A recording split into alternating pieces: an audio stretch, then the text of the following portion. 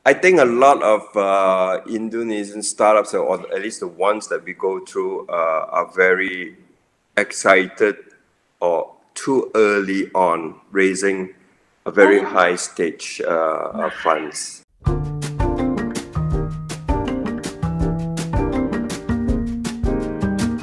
Hai Visitor, kembali hadir dan kali ini kita akan berbincang-bincang dengan Kelvin Yim, Executive Director Alpha Momentum Indonesia. Alpha Momentum Indonesia. Sorry for that. Oh, hi Kelvin. Hi. Okay, it's nice having you here. I know you're busy right now in Kuala Lumpur. How is it? Your office in there? Everything's okay here. Looks, back to normal in Kuala Lumpur, but hopefully, we don't get spike in new cases for the COVID-19. Yes. Okay, before we continue our discussion, maybe you can tell about your position and what is Alpha Momentum Indonesia. Okay, so I'm the executive director in Alpha Momentum, and actually I also head the mentorship for a lot of startups that we invested in Alpha Momentum. We kind of built Alpha Momentum to be a vehicle where not only is a venture capital, but we also want to make sure that the startups that we invest are really having the right mechanism, right ecosystem to run and to get to next levels of investment, basically. So what we tend to do is we look into a lot of startups that have a lot of capabilities, especially those that are very innovative, and those that really use technology to drive the businesses.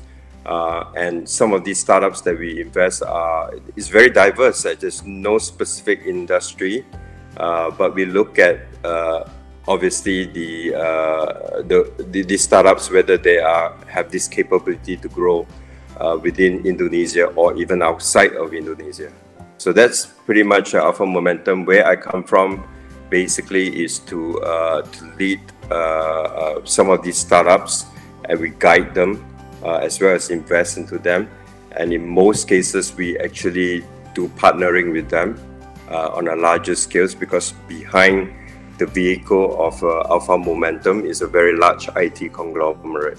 Right. And through that IT conglomerate, we were able to support the startups and get them to where they are.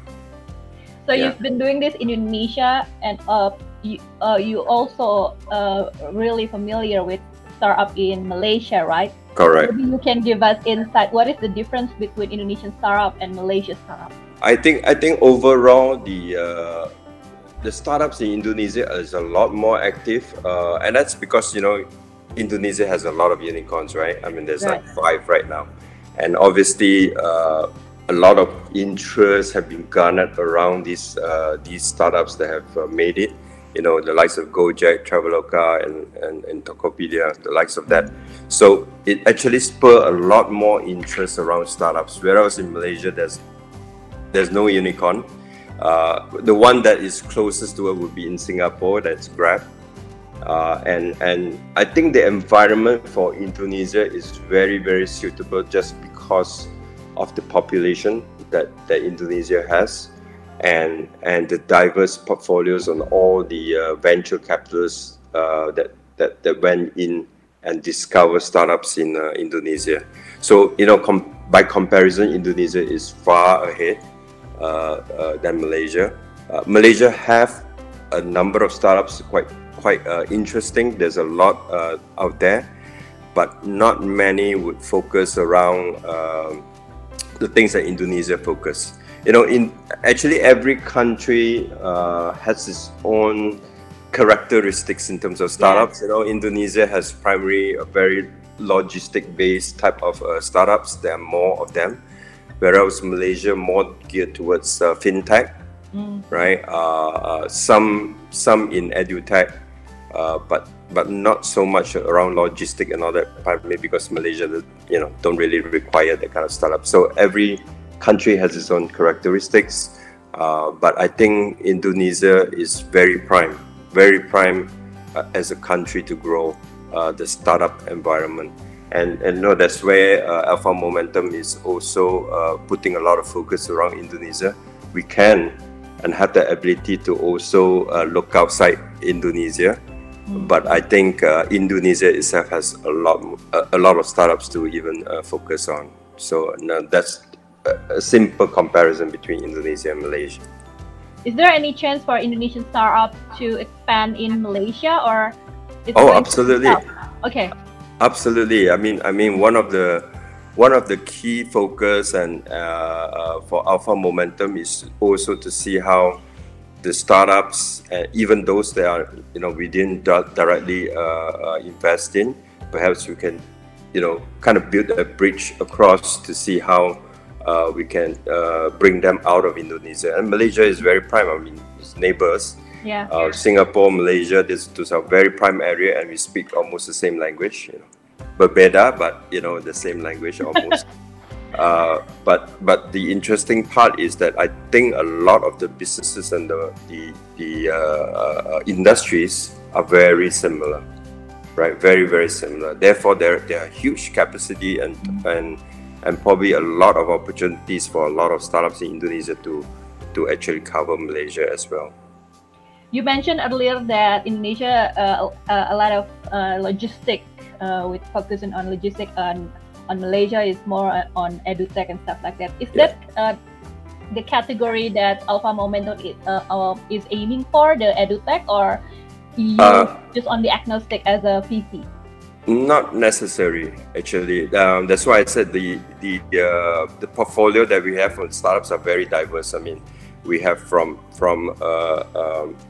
trading cryptocurrency trading platform, all the way to various kind. We have one for advertisements. We have, it's very, very diverse. So it's not really looking just at logistic, although everybody seems to be looking at that. It's not necessary. So for us, the trend or we tend to see what are the current trends and what are the upcoming trends in the market, and that would truly help us to curate the kind of startups that we want to listen to, right? Because those trends may not necessarily be on logistic. It could be many other things, and we have gone through quite a number of fintech, edutech, even some on medical healthcare type of startups, which are all very, very interesting. So we kind of see which one has the most capability in those specific areas, and the one that's most innovative, and we tend to look into investing those startups. So what does it take for Indonesian startup founder to get interview from Alpha Momentum? What kind of first thing that they have to do to meet you guys at Alpha? Okay, I think the channel ways is quite simple. Just let my team know, and we do have a team based in Indonesia to kind of create the startups for pitching to us.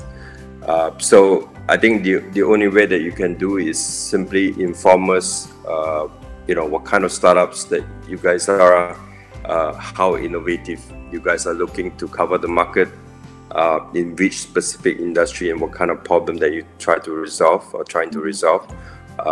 and just submit to us or get in touch with one of the guys through our website, right? So after which, what we do is we pull down the list, and of course we couldn't really interview too many because I think our interview process is a lot more free. We don't really cap it to like 5 minutes. You're gonna come in and talk for 5 minutes, but we tend to pick the very interesting ones, and we give them a little bit more time to pitch.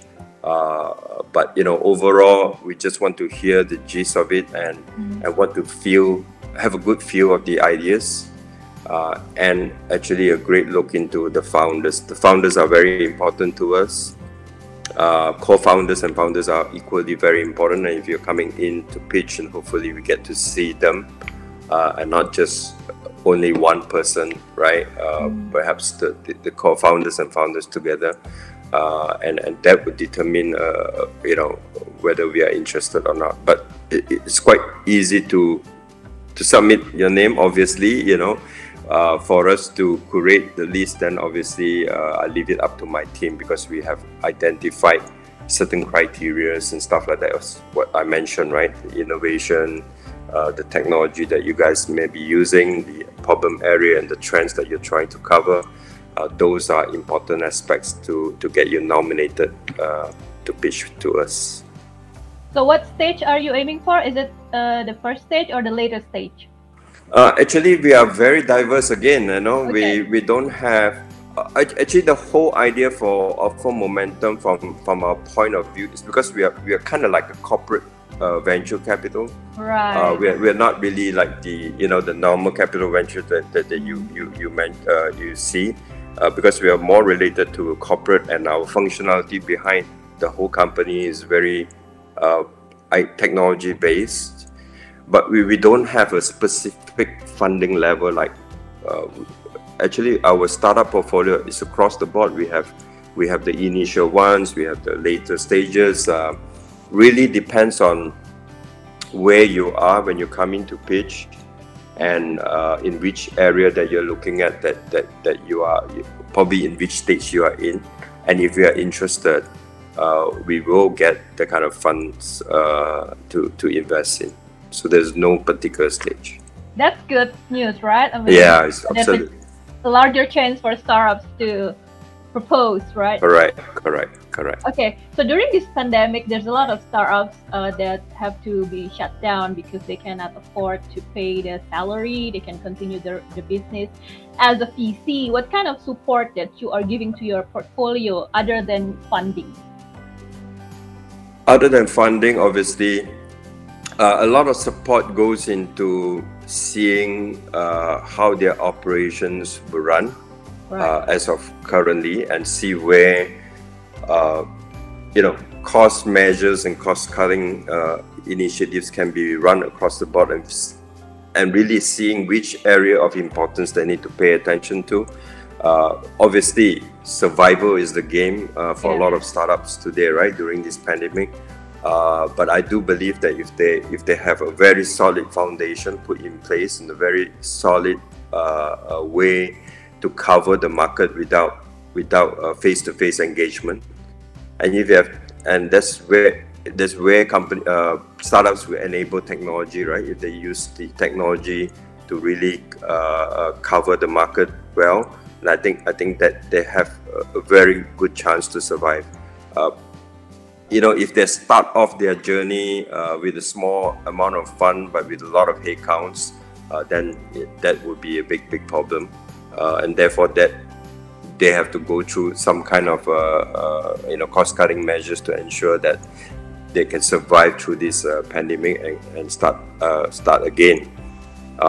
But I think for us, we have been consistently getting in touch with our startups, so I don't think there's much of a issue. As if we ever see any red lights, alerts and stuff like that, we will try to mitigate those situations. But that is the kind of perhaps the advice or recommendation I can give to a lot of startups today, is that you have to know what you need to do during the pandemic. And sometimes, if you have an idea and that's going on well, and suddenly hit by a pandemic, you have to kind of like either pivot or if your original idea is A, then maybe it's A+1, and you need to put in some place of some kind of measures to make sure that you survive through this pandemic. And that's what we do with our startups. Are you one of kind of the VC that planning to wait and see after the pandemic is probably going slower in terms of investment, or are you planning to invest this year or next year? I think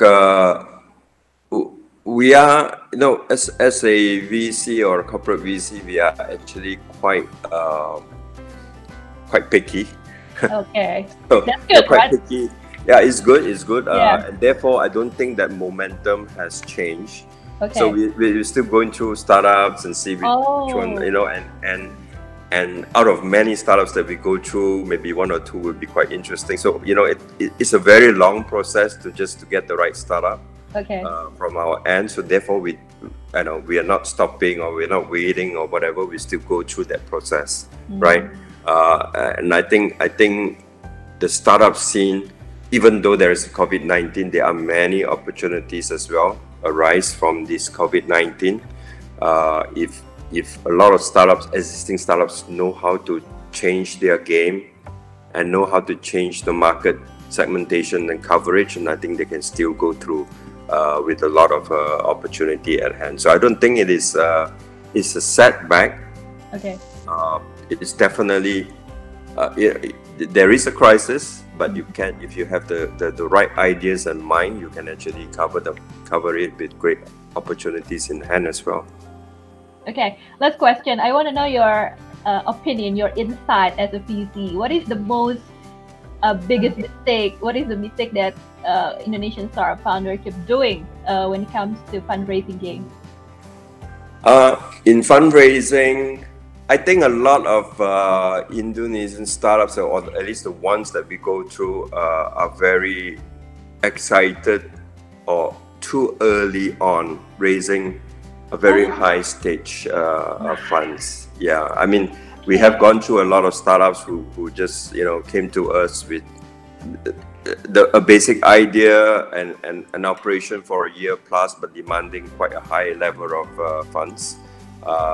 And it could be good and bad, right? But if you're calling too early, a very high amount of funds, when you're not even at that level, then likely chance are you'll be turned down, right? So you really need to look at the stages very well, and I think the founders in Indonesia usually do not have that kind of mapping out of levels of fundraising.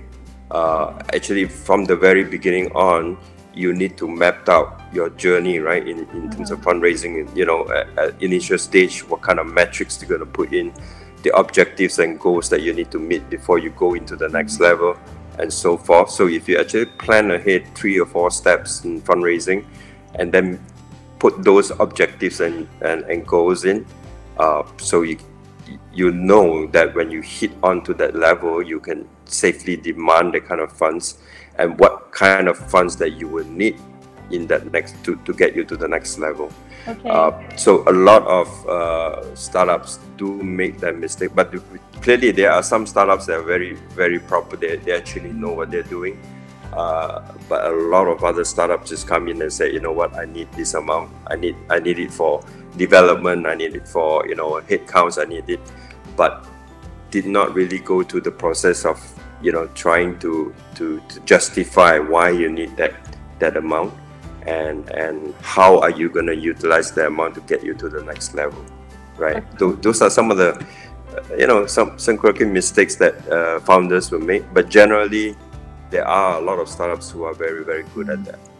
Do you think it's because Indonesian startup increasing more? Yes. And the VCs the VC people is not enough to cover them, so they just, you know, playing like that. It's likely. A lot of them would, and a lot of them would just come in and say, you know, we want this amount, but then they tell you it's negotiable, and then, you know, it's negotiable, and then, you know, whatever amount that you tell us that you can provide, then we will, you know, be acceptable. That kind of stuff. It does tells you that there's not enough planning, you know, and thinking around it. Because if you have a target to achieve and you say you need that to go to that next level, then actually you have a thought process already put in place. But if you come in and say, you know what, this is the amount, but if you cannot, whatever amount that you can give me and lower it, we accept it, you know, then there's not a lot of thinking around it. Okay, thank you, Kelvin. Sure. Hopefully your insight can be useful for Indonesian startup founder, and thank you for your time. Looking forward Sure. for You're welcome. new funding news from Alpha Momentum Indonesia. Of course. Go. Thank you very much. Thank you. Okay, bye-bye. Bye-bye.